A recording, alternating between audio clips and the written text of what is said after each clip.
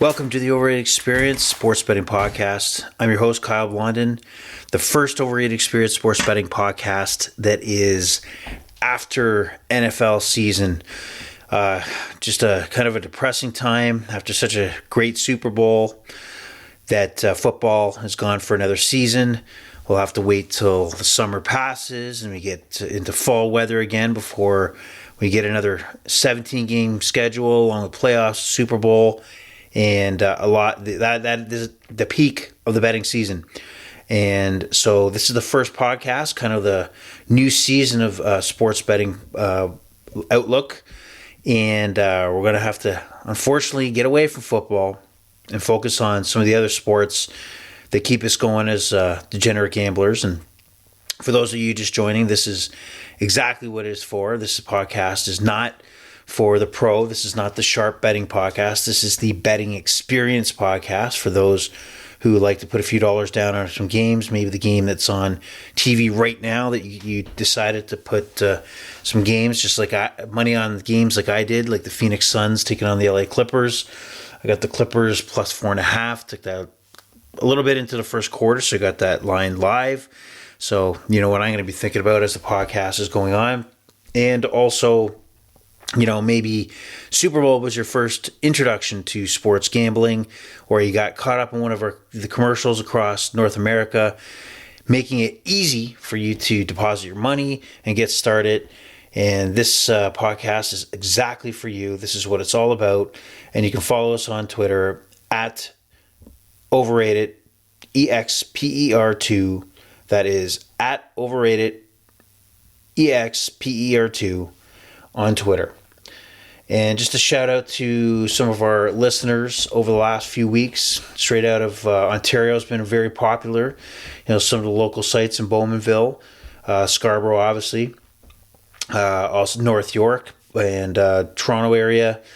But also shout out to Kitchener, Ontario, and Ottawa. Some listeners out there. Thank you very much. And also our consistent listeners out in the United States. Thank you very much for joining us again out west in the state of Washington. I'm going to butcher the city's name, Salah. My apologies. Keep on listening. We appreciate you. And for those who are listening and maybe have had more than one opportunity to listen to the Overrated Experience, please spread the word.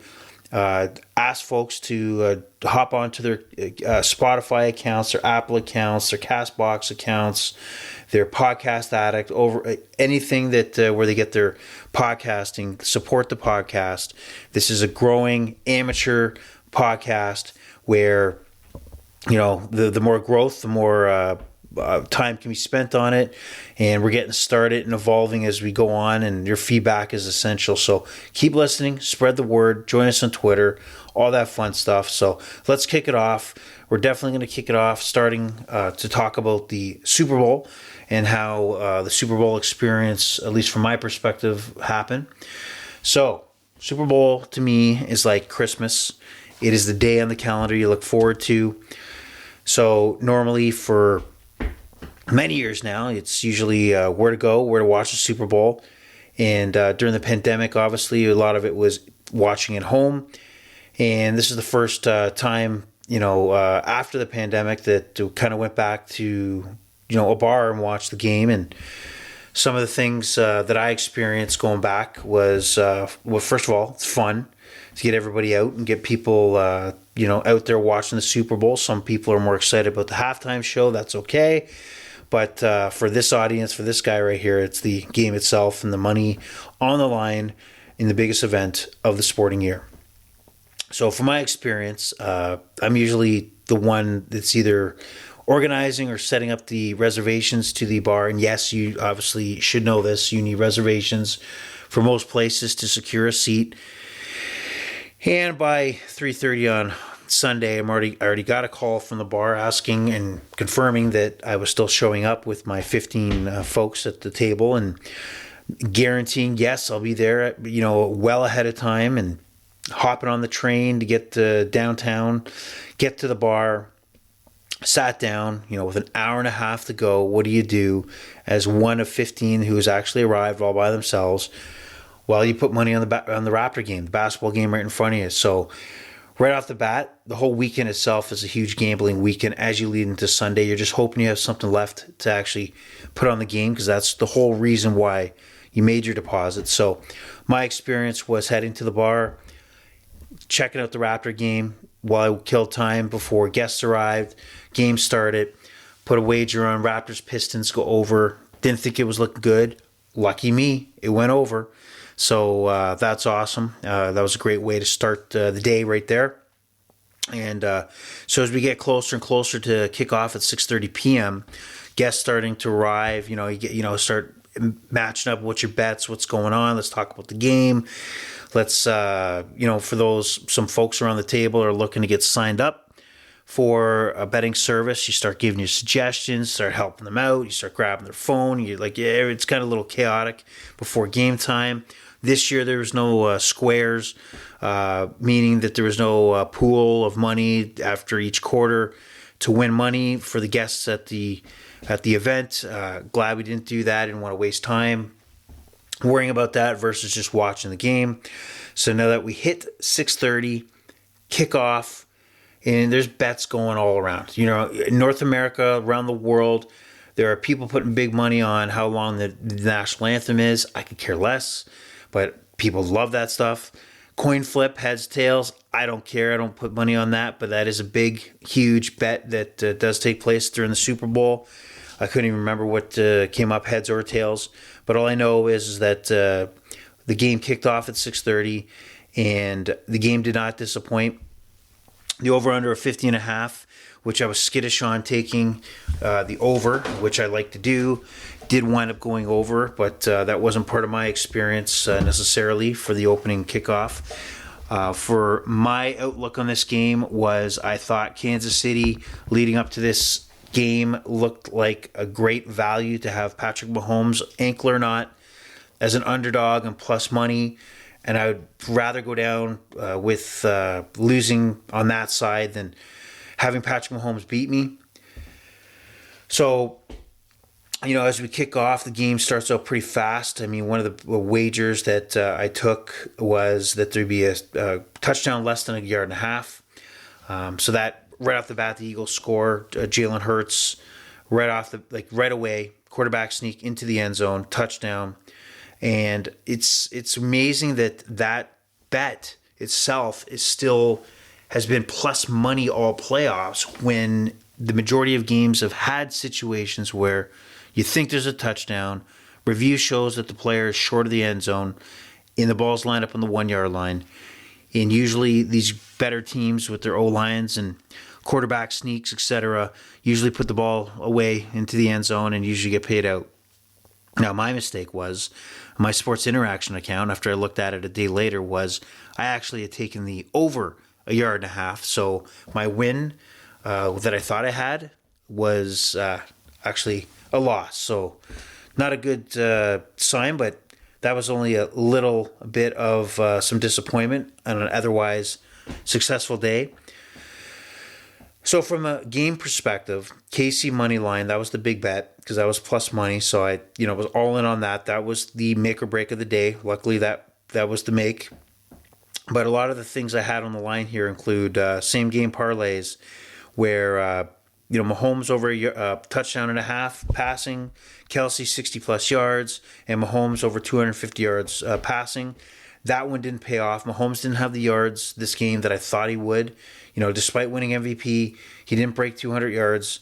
So that same game parlay did not hit for me. However, thinking that KC was going to win, I felt that Jalen Hurts had to go to the air a lot more, or have the ball in his hand where either go to the air or be on the run. So I had Jalen Hurts over 48.5 yards rushing, and he smoked that. So he tremendous bet there, got the win. Also, same game parlay, Hurts over 225 yards passing plus Devontae Smith, 60 plus yards passing. Again, Hurts over 300 yards passing. Devontae Smith in a losing effort, 100 yards receiving. That paid out. Hurts played really well. Despite the fumble, Hurts really, as a guy with a shoulder issue, really slung the ball really well. So he was pretty impressive in a loss. Also had Hurts over passing and rushing combined over 289.5. Easily surpassed there, just on passing yards alone. Mahomes, man, I had him over the 292.5 alone bet prop for passing. And as I said, that didn't go over. Surprise there. Some halftime. So that was the key right now. You know, the Eagles are up, and you could probably got, I think, KC plus 300, plus 300 and change money line if you kind of had that flashback to against San Francisco a few years earlier. Same thing came up where KC was down at half, marched back to get the win. There's where the opportunity was to make some big money if you had faith that Patrick Mahomes was going to come back. But I didn't take the money line. I took the plus 7.5. I thought, come on, Casey's going to make a game of this. That obviously paid off. At the time, I took over 62.5 at halftime. That obviously paid off, no problem. So all in all, successful Super Bowl. I guess the question is, was that pass interference? Should that have been called? Well, here's the thing about betting. When you win and the call goes your way, you don't give a shit. I could care less because the call went in my favor. I got paid out, and I'm happy with it. But if I was on the other side, obviously I'd be questioning it. I'd be discussing it. I'd be pissed off about it.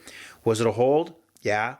I mean, a lot of the NFL, come on, for 17 games plus playoffs and now Super Bowl, a lot of the games, many of these games, the outcomes are determined by penalties called by subjective, referees that decide to call a hold, not a hold, hand to the face, just personal fouls. Like, there's a lot of things that go on in every NFL game that you could argue that were turning points and would radically change the outcomes or the score. Maybe not the outcome, but maybe the score. And that a lot of that's very important to our sports bettors out there. So I don't care because I won, and that's just the selfish nature of sports betting. Obviously, it's the biggest, story coming out of the Super Bowl. A lot of folks thought, hey, the Chiefs, it's not like they wouldn't have still hit the field goal. However, it would have left enough time where people are thinking that Hurts would have come back, whether get a touchdown or at least tie the game, that you get that dramatic Patrick Mahomes, 2-minute drill or less than 2-minute drill to come back and see what happens and get the finish we were looking for. But was it a hold? Yes. Should it have been called? I don't know. I don't know. Like, what are you going to do? If you see it, you got to call it, right? So, again, I won, so I'm biased, and I could care less. But that was the big play of the game. So, Super Bowl success has not happened every time for me. So it's it seems like every 3 Super Bowls I'll have at least be in the positive, and this was one of those. So Chiefs win, Mahomes MVP. That was a plus 130. I don't get why everybody wasn't all over that. Like, Mahomes for sure, if KC was going to win, outside of a dramatic performance by somebody else, was going to take that home. Is he the GOAT? You're comparing to Tom Brady, who's had 10 Super Bowl appearances, 7 Super Bowl rings, 2 different teams.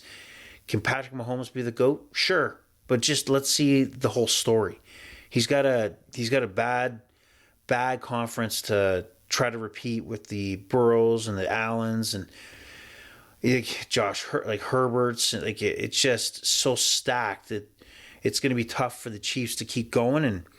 And then if they do keep going and keep reaching AFC championships and reaching Super Bowls with those teams, that just ups the legend even more. And for this Super Bowl to have the bum ankle to get the win as the underdog, it just enhances the legend. So we'll see where it goes. Like, my money's on Mahomes going forward that against any of those guys. So we'll see how his career plays out. But I think it's a little too early to tell. All right, so we're going to now jump out of the Super Bowl and out of NFL into the news of the week, or the highlights of the week. And some of those highlights and non-Super Bowl stories include a story that came out crediting the Action Network.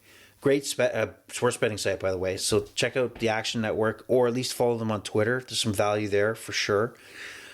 2022 record-setting year for legal, and that means legal, sports betting for a single year, recorded as $93.2 billion bet legally. Again, legally. I mean, there's money all over the world being bet, with a guy with a brown paper envelope, but $93.2 billion and growing, right?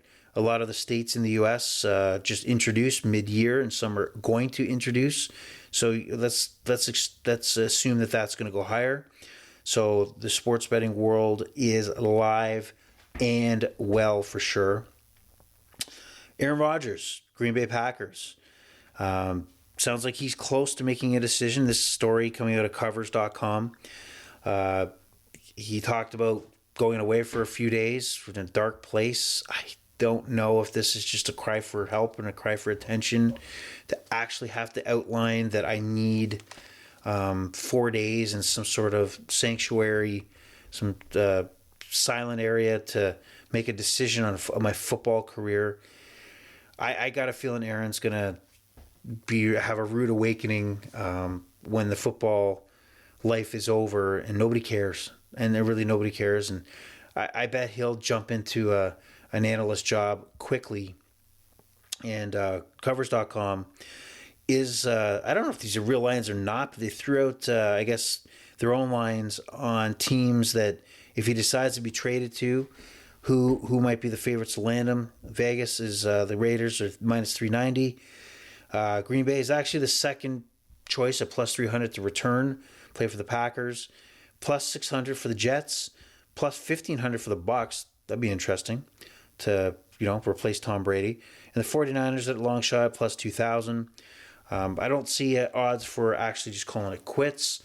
But, it'd be smart, actually, if Amazon decided to make a wave and say, hey, Aaron, quit, and we'll offer you $40 million or whatever it is to join our Thursday night broadcast and give us some credibility. That'd be a crazy situation. I wonder if he would take that, but I see him playing. If he goes back to Green Bay, again, he's just a drama he brings, and the attention, look at me. That'll tell you that it's all been a ploy. It's all been that a facade. So unless he goes somewhere, he's pretty much a fake. Great quarterback, but a fake. All right, other stories in the sporting world. Actually, a pretty interesting developing story is the Canadian national women's soccer team currently protesting Canada Soccer over equality in payment and other matters of funding that they say it's coming up short or not to the level it should be. And currently they're playing and competing in the She Believes Cup. So tonight they're playing the United States and wearing not exactly their uniform, just to show unity and with the kind of like a pregame hug with the United States, and also altering the uniforms. I forgot what exactly they did, but to show and protest some of the struggles that they're facing and some of the issues that they still have not resolved. The Canadian men's team also earlier this year, pre-World Cup, had a strike against Canada Soccer for financial reasons as well, and funding or a value. It's based on, hey, you're not showing the value. Where's the money? We need to be treated equal.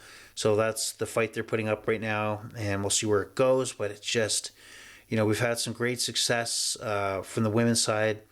Olympic gold medalists, and obviously the men's making the World Cup since 1986.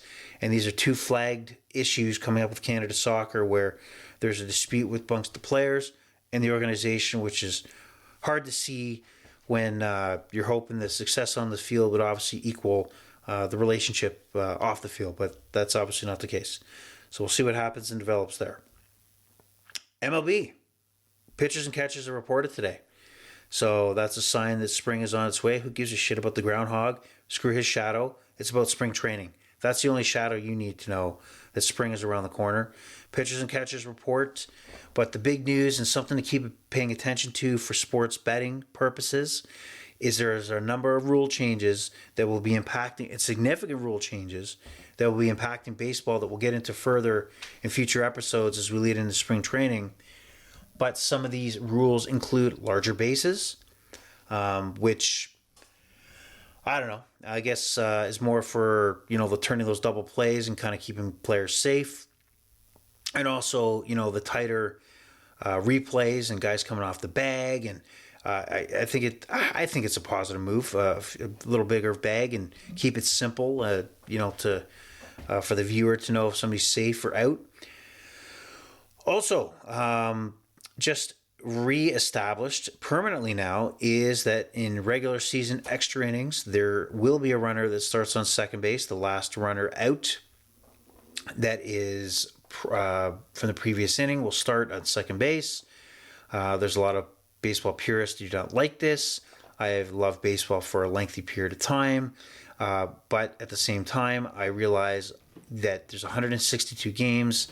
I don't think I want to see many games that go to 15 innings.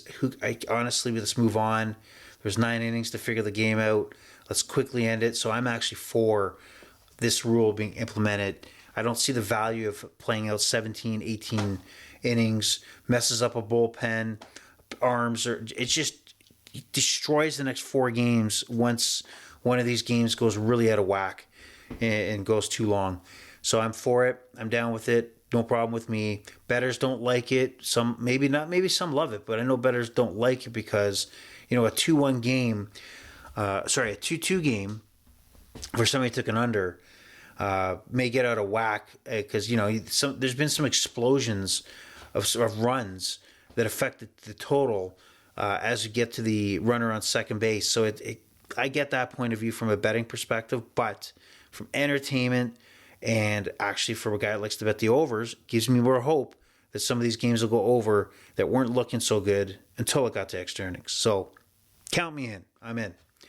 Also, something to keep in mind of is it's obviously a pitch clock.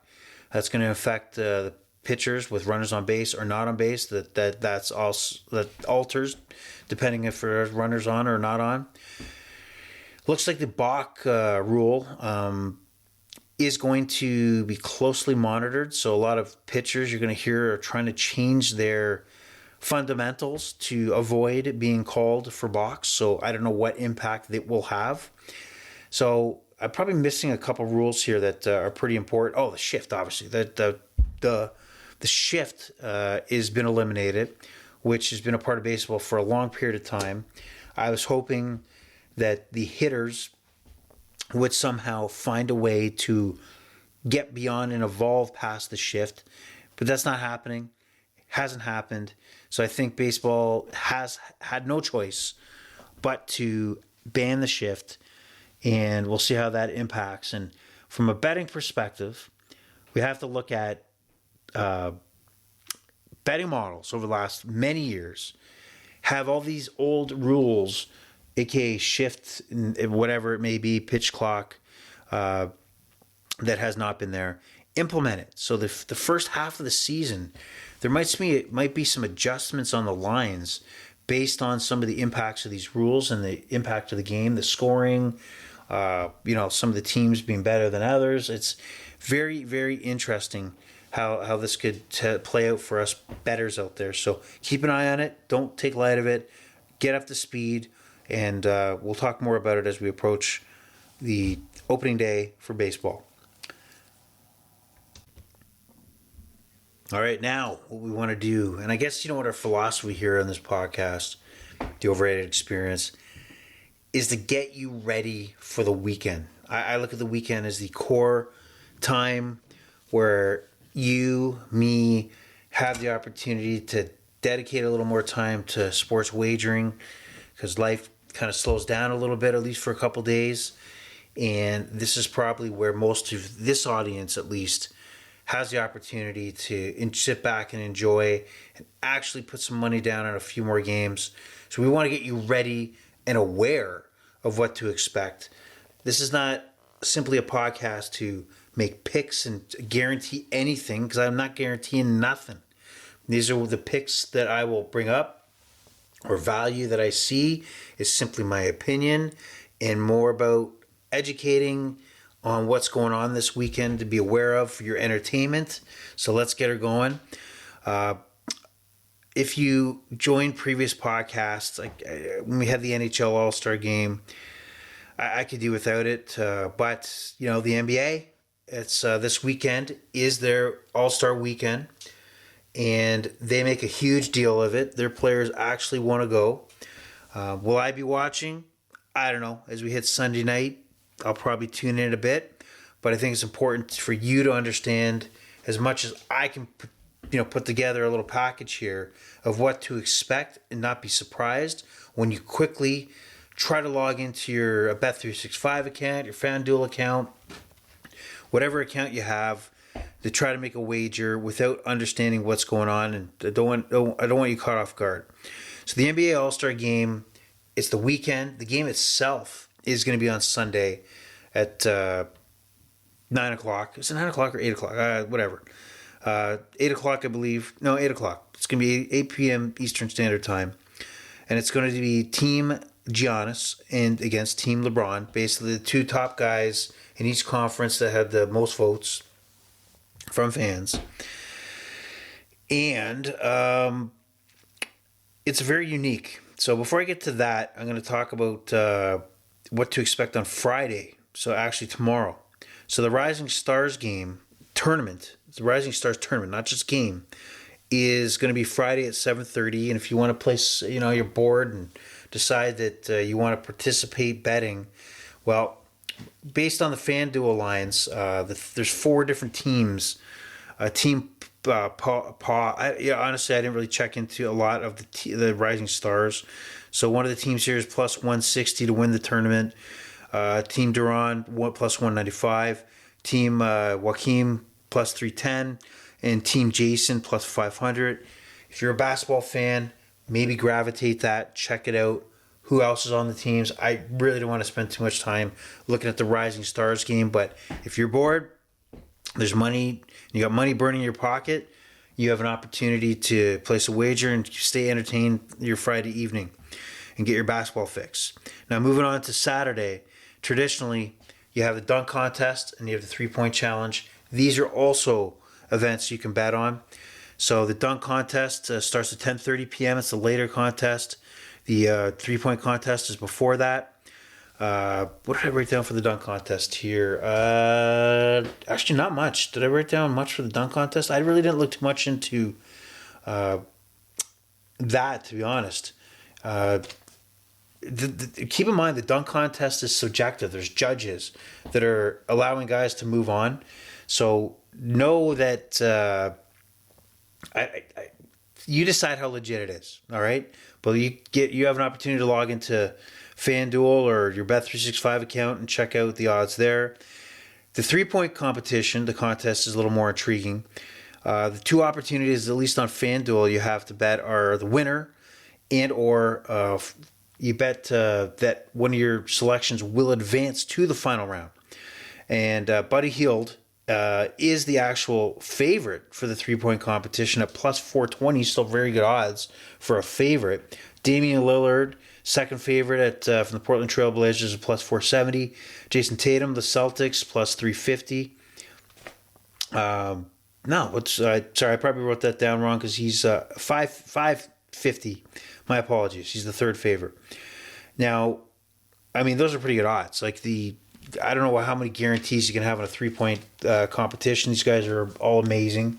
So I'll let you decide if you want to put a few coins down on Jason Tatum at plus 590. I think that sounds pretty good. But one bet that did stand out to me is Buddy Hield. Favorite is only at minus 125 just to advance to the final. So you have the competition's favorite at decent odds at minus 125, not to win, but just to advance, which I thought was great value and something I would throw out there. Okay. And some important points. Now, here is the crux, the huge pieces of information you need to know about betting on the NBA All-Star Game on Sunday evening. 1, if you're asking me who's on Team Giannis and who's on Team LeBron, well, I don't know because you don't know either. What they're doing this year or they've done years past, is that you have the two team captains draft. They first draft the starters back and forth. I pick this guy, and then go into the reserves. So what's important there is to understand who the starters are, what starters have been replaced, what injury replacements for other guys. So if you're really trying to understand who is in the pool of players to be selected for each of the teams, you really got to log into NBA.com and check out who is where and who's actually going to be playing. But what's interesting here is the game starts at 8 o'clock, but the draft is going to happen right before the game. So there's no longer the day before or hours before. It's going to be right on TNT, 7:30, leading up to the 8 o'clock broadcast. So you won't know until right before the game. So that's something you should know. Also, there's a unique scoring to this game. I think they did this last year. I can't recall. I'm pretty sure they did, but I'm going to try to explain to you what to expect. Because right now, if you look at the lines, there is no line for which side's going to win at the moment, at least on FanDuel. There is no line based on what the spread is, at least on FanDuel. There is the over-under right now with 317.5. But here's how the game is going to work. It's not going to work like a traditional game, so you should know what's going on. So, at the start of each quarter, the score is going to revert back to 0. So for the first 3 quarters, the game is going to be based on who wins each quarter. And the team that wins each quarter, there'll be a pool of money that goes to their selected charities. So each of the first 3 quarters are based on winning for their charities. Okay? So keep that in mind. Also, at the start of the fourth quarter, the team with the most points across the 3 quarters, and this is the tough part to explain. I had to look at this like 4 times. So basically, meaning that let's assume Team Giannis had a total of 100 points over the 3 quarters, versus LeBron's team that had total points of 95. So what's going to happen is, based on the higher score, the 100 points, it could be 300, 200, whatever the game is. But the example I'm giving you is the first, second, and third quarters, the points equaled 100 points for one team and 95 for the other. Because the one team had the 100 points, what's going to happen in honor of Kobe Bryant, and Kobe Bryant's number 24 that he wore for the last 10 years of his career in the NBA, they're going to create a target number that both teams are going to chase. So in the example I provided you, Team Giannis that has 100 points, they will be chasing 124, and so will LeBron's team. The target score will be 124. The difference is that Giannis' team would already start at 100 and only need 24 points, while LeBron's team starting the fourth quarter will need 29 points. Okay? Right. So we need 29 points. So the one team has one more advantage than the other. There will be no clock in the fourth quarter, and the game will only end when one team reaches by scoring a free throw or a regular basket at the 124 or whatever score that comes up based on the first 3 quarters. You get it? Do you understand? It's creative. I'm sure fans will love it. But, as a sports bettor, you better know what that means and all the story going on in relation to all the rules and the different quirks that go on. So, you have been warned. And hopefully we get back to regular action the following Thursday, a week from now, on February 23rd when the NBA picks up. They got a nice long week off, and that sucks for us bettors because the NBA is, I've learned in the last little while, it's actually great to bet on. So that's the NBA story for now. And now we're going to look at the NHL story leading into Friday and the weekend. So the NHL story is, let me just take a look at my notes. All right, so Friday. Before we get into the Friday action, just on the horizon, the NHL trade deadline is Friday, March 3rd. So obviously a little later than the NBA trade deadline, but expected some movement So a lot of the games you got to watch out for guys. It's becoming now popular in the NHL that guys are being sat out from lineups. Like I'll give you an example: so Jacob Chikrin, defenseman, who's been long thought to be on the trading block for probably a year and a half now, is going to stay out of the lineup for the purpose of a trade that's going to take place. So obviously they want to protect the asset. So look for other teams as we approach March 3rd. Keep an eye on who and if somebody is staying out of the lineup. All right. So the first game I like, and I like to go over, is a nice plus 100 for the Chicago Blackhawks, who suck.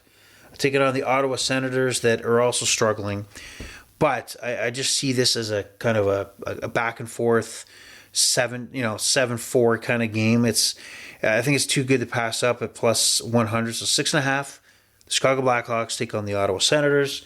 And just a few notes about these teams.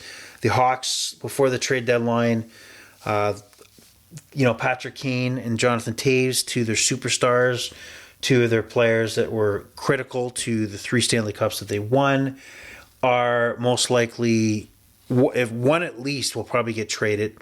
Patrick Kane seems to have, either New York or Toronto on his mind, and we'll see what plays out there.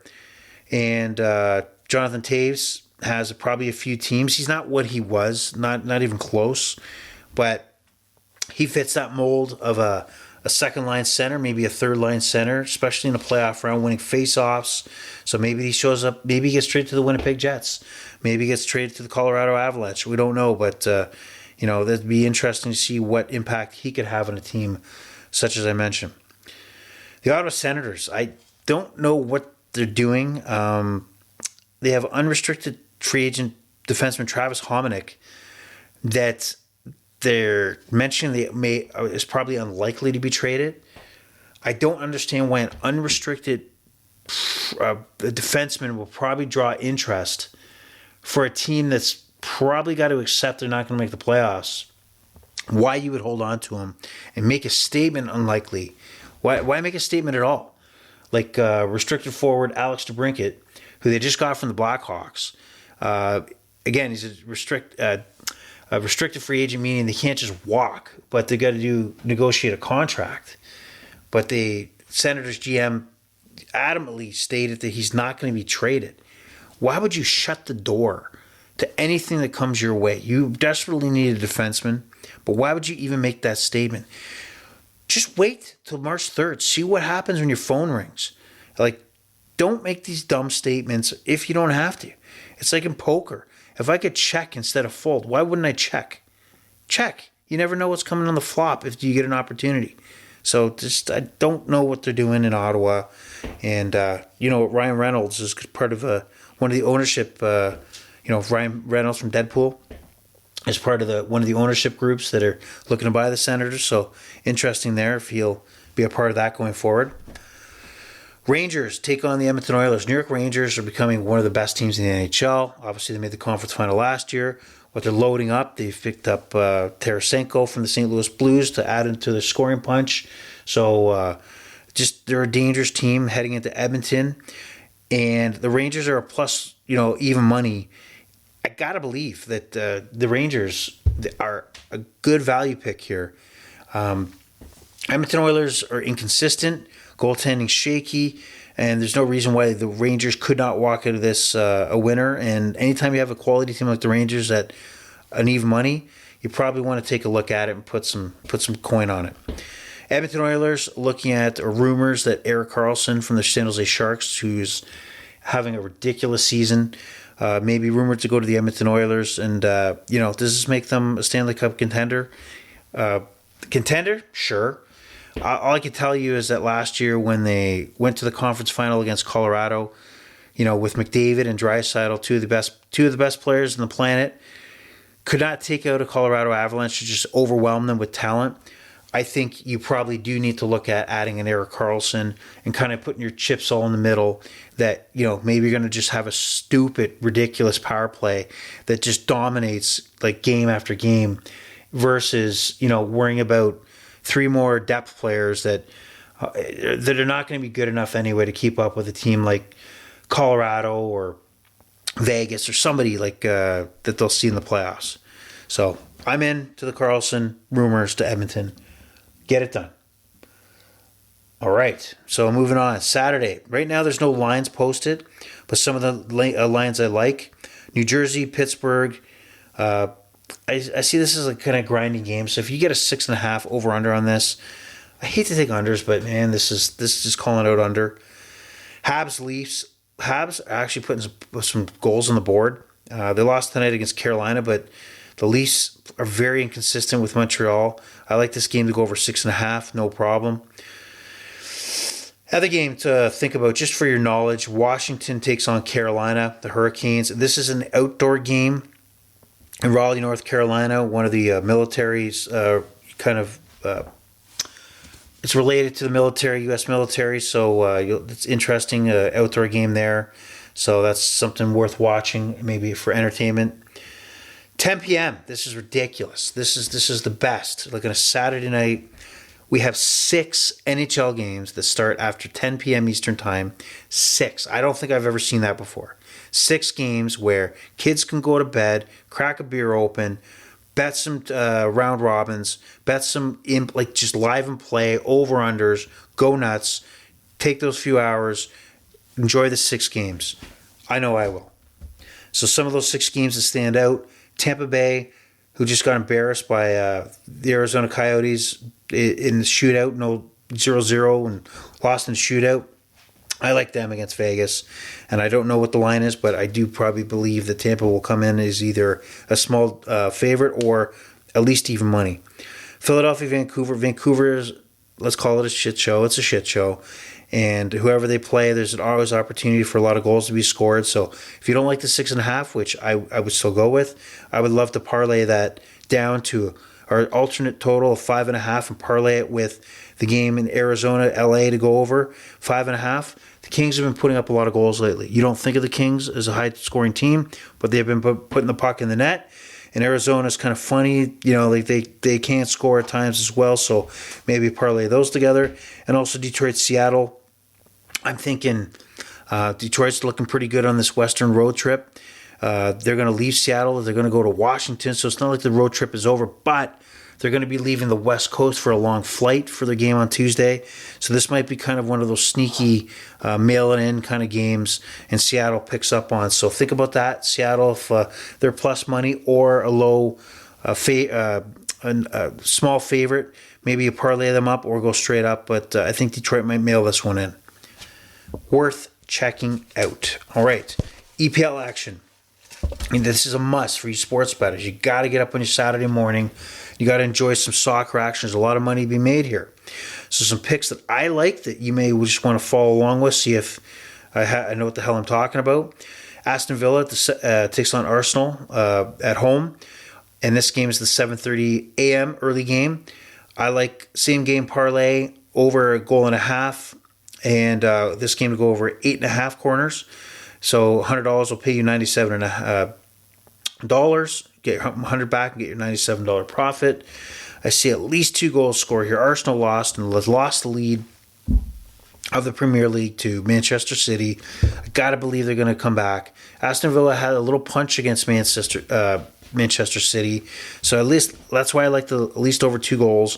In the last few games these teams have played has been pretty high in corners, so I like that combination. Later, you got Chelsea versus Southampton. Chelsea is free falling right now. Chelsea just lost to Dortmund in the first leg of their Champions League final 16. They're in trouble to get kicked out. Chelsea is just not finding consistency. They're bringing in a whole bunch of talent. Expensive. Nobody spent in the world as much as Chelsea had over the last transfer window. I gotta believe facing Southampton at home. Southampton is absolute trash. They're going to be relegated. They're in coaching flux. They just replaced their coach. Everything's going poorly for them. I gotta believe Chelsea's going to turn this around. So I'm not going to pick Chelsea to win per se. I'm going to take that they're going to score. The home team is going to score at least 2 goals, and there'll be at least 5 shots on target from Chelsea. So we'll see if that plays out, but that will net you... We're going to write it down. Damn it, just take it. Don't worry about what's going to cost you. Just assume you're going to make some good money. The game I do like here, The 12:30 p.m. game, the later game in the EPL on Saturday, is Newcastle taking on Liverpool. Teams going in different directions. Liverpool is out of the Champions League mix right now. Newcastle is in, and it's almost like they're in the wrong spots. Newcastle's up and coming. Liverpool is fading. A lot of pressure on them. But these teams, I could see Liverpool pressing and this being a hard-nosed game. So I love the over 9.5 corners in this game, and that's minus 125. So I like that for sure. Other action I like, looking at Sunday's action in the EPL, one game to look at that I like is Manchester United taking on Leicester City. Leicester City has started to kind of get things going. Manchester United seems like it just looks like they're getting things together across the board. Just tied Barcelona today in Europa action. Marcus Rashford is, I think, just hitting his peak in his prime. So I like this game to go over 2.5 goals. And here's the same game parlay I have. So over 2.5 goals, 22 total shots. And what that means, doesn't have to be shots on target. These are shot attempts that could be blocked, could be various things. But I like that a lot. And a goal in the first half. So 100 will play you 107. So to repeat myself there, over 2.5, 22 shots, and over a goal in the first half. So that's my EPL action. That ends that. Some interesting notes to keep an eye on for betting. If you enjoy golf, you have the Genesis Invitational this weekend. Why am I mentioning it? Because Tiger's back. Tiger is -2 in the first round. And right now, as of Thursday evening, he is plus 8,000 to win the tournament. It's his tournament. The odds are probably low that he's going to do so. Excuse me. I actually think that after the late round he played today and the early round he's going to play tomorrow, there's a chance he could just fall off the map and fade off. But we'll see. But he's the story, man. Tiger runs golf regardless if he is older and not as relevant as once before. But he's a mic dropper. He's the guy. And just to note, John Rahm is not leading the tournament at the moment, but he still is the money favorite at plus 300 to come away with the win. Max Homa is actually leading right now, and he's plus 470 to win. And Rory McIlroy plus 650 to take home the tournament. So if you love golf, excuse me, you gotta grab this, follow this tournament throughout the weekend. UFC Fight Night for you MMA fans, just to keep in mind that there's an event going on this weekend. Jessica, I don't know these fighters, to be honest. Women's flyweight is the main event. Jessica Andrade is minus 142 against Erin Blanchfield, who's plus 116. This is an untapped market for many of us. UFC, a lot of the main events may not be where the value is necessarily, but the undercards were some of these up-and-coming fighters that are not as valued by the odds makers that could be opportunities for us to make some money. We just got to find those experts out there that know who these folks are. But just keep on the radar as well. Big pay-per-view coming up, UFC 285, March 4th. John Jones returns, but this time in the heavyweight division for the vacant heavyweight title against Gagne. This should be a great fight, and John Jones, pound for pound, maybe the best ever. That could be argued. So that's coming up. And for you race car fans, Daytona 500, Saturday, 2:30 p.m. Chase Elliott is there's three drivers that are favorites, and they're all at plus 1,200. Chase Elliott, Denny Hamlin, and Ryan Blaney. If you enjoy the left-hand turn race, which the NASCAR circuit is, then this is for you, and put some money down and maybe get some money back. And looking through my notes tells me that is it. So wild week. Want to get you ready for the weekend. Hopefully you're aware. Hopefully I've sparked some interest in some of the games that I brought up. And hopefully I'm right, which on most of them. And sometimes that happens, sometimes it doesn't. But, we work together and we'll grow together. And just reminders, follow us on Twitter, promote the podcast, do what you can, help us out here. Be much appreciated. After that being said, the pleasure's all been yours, and it's over and out.